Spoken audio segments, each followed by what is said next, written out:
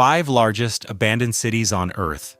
The 5 cities in this video are the ones that ended up at the top of the list, not necessarily because they are the largest in physical size, but because of what they represent, what was lost inside them, what the loss cost, and what the cost says about the specific way human beings build things with total confidence and then discover, sometimes slowly and sometimes in a single catastrophic moment, that the confidence was misplaced. The cities that are hardest to forget are not the ones that failed because of bad planning or poor execution.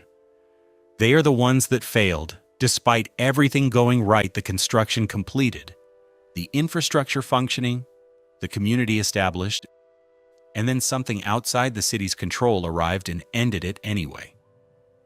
These final 5 cities are the clearest examples of that pattern. They earned their place at the top of this list. Here is why. Number 1. Kolmanskop, Namibia. A railway worker named Zacharias Lawala was clearing sand from the tracks in the Namib Desert in 1908 when he found a diamond. He reported it to his supervisor, August Stauch, expecting recognition. Stauch said nothing publicly for as long as he could manage it, which was not very long.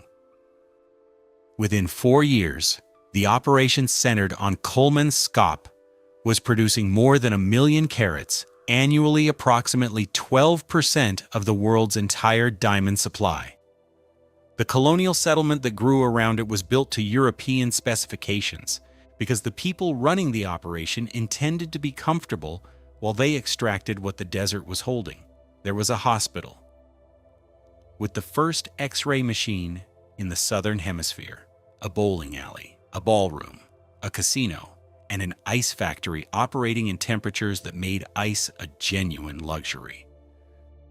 The X-ray machine, specifically, was used partly for its medical function and partly to scan workers suspected of swallowing diamonds. That detail says most of what needs to be said about the economic relationships inside Kolmanskop. The diamonds ran out. A richer deposit was found south of town. The population drained away through the 1930s and 1940s, and the last residents left in 1956. The desert moved in through the front doors that same year and has been moving further in ever since. The sand dunes inside the houses now reach windowsill height. The staircase in the main building leads to a room that is 2/3 full of sand. The desert was there before Kolmanskop existed. It will be there long after the last wall falls. Number 2. Varosha, Cyprus. The Varosha district of Famagusta was the most glamorous resort destination in the eastern Mediterranean in the early 1970s. The beach was white sand, the hotels were modern and well-staffed. The guest lists included Elizabeth Taylor, Richard Burton, and Brigitte Bardot. It was the kind of place that functioned as shorthand for a specific quality of Mediterranean luxury. In August 1974, Turkey launched a military invasion of Cyprus, following a coup backed by the Greek military junta. Turkish forces advanced on Famagusta. The 39,000 residents of Varosha gathered what they could carry and fled south, expecting to return within days once the situation resolved. Turkish forces fenced the entire district and placed it under military control. It has been sealed behind wire ever since. The return that the residents expected in 1974 has not happened in 50 years. The hotels are still standing. The furniture is still inside the rooms. The cars that were left in the streets have been rusting for 5 decades. The storefronts still have inventory on the shelves, or what remains of it after half a century of decay. Dozens of United Nations resolutions have addressed Varosha. None of them have produced the result the resolution specified. The people who fled in 1974 built the rest of their lives in displacement. Some of them are still alive. None of them have gone home. Number 3. Hashima Island, Japan. The entire island is 16 acres. At its peak in 1960, more than 5,000 people lived on it, making Hashima the most densely inhabited place on the surface of the earth. The Mitsubishi Corporation built everything on the Haida to the island to sustain a coal mining workforce that had nowhere else to go. Apartment buildings 10 stories tall, a school, a hospital, a Buddhist temple, a rooftop garden where soil had to be shipped in from the mainland, a concrete seawall encasing the entire perimeter to resist the Pacific typhoons that arrive regularly and without warning. The coal was finite. Japan's shift from coal to petroleum in the post-war decades made the economics of Hashima increasingly difficult to justify. In 1974, Mitsubishi announced the closure. The residents, all of them, evacuated within months because there was no reason to stay on a 16-acre island in the Pacific without the mine. Everything they left is still there, filtered through 40 years of salt air and typhoon damage. What the official account of Hashima does not always lead with is the wartime history. Korean and Chinese laborers were brought to the island under compulsion during World War II and worked in conditions that were documented and later disputed by the Japanese government for decades. The concrete seawall that visitors photograph today was built in part by people who had no choice about being there. That history exists inside the same photographs as everything else.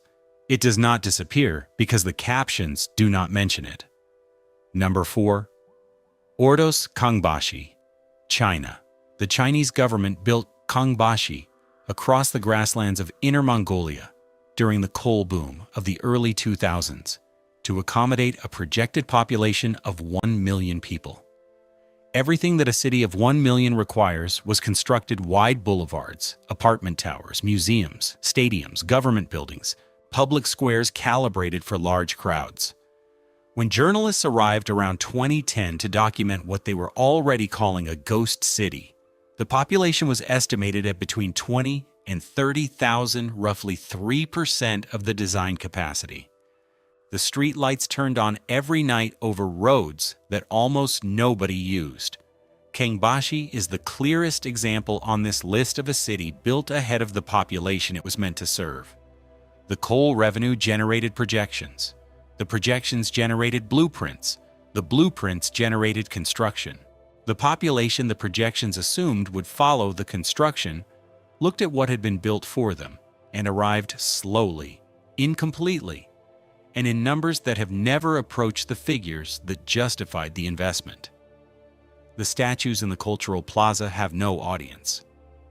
The traffic signals cycle through their sequences for intersections that are mostly empty. The infrastructure works perfectly. The city it is infrastructure for does not yet exist at the scale that was planned, and may never. Number 5. Pripyat, Ukraine. At 1:23 in the morning on April 26, 1986, Reactor 4 at the Chernobyl nuclear power plant exploded. The explosion released radioactive material, equivalent to several hundred times the bomb dropped on Hiroshima. 49,000 people lived in Pripyat, 3 kilometers from the reactor.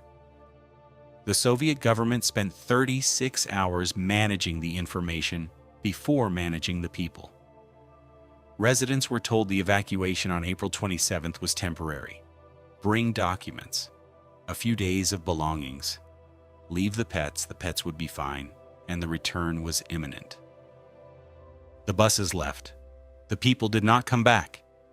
The furniture is still in the apartments. The textbooks are still on the school desks. The gas masks issued to students in the hours after the explosion are still scattered across classroom floors. The amusement park Ferris wheels, scheduled to open for May Day celebrations 4 days after the explosion, is still standing. The yellow gondolas turned to rust, turning slightly in the wind. Nobody moved it. Nobody has moved any of it. Pripyat will remain radioactively contaminated at measurable levels for approximately 24,000 years. The half-life of plutonium-239 is that long. The city, built in 1970 to demonstrate Soviet nuclear progress, is now the most recognized abandoned city on Earth, a monument to what happens when a system built on controlling information suppresses the wrong information at the worst possible moment. The Ferris wheel is still there. Nobody is coming back. 20 cities across 4 parts of this series, each one a different story. Each one the same ending: people who built something permanent discovering that nothing is. The furniture left behind, the textbooks on the desks, the Ferris wheel that never opened. If this series gave you something to think about, subscribe and leave a like. It genuinely helps. There is more where this came from.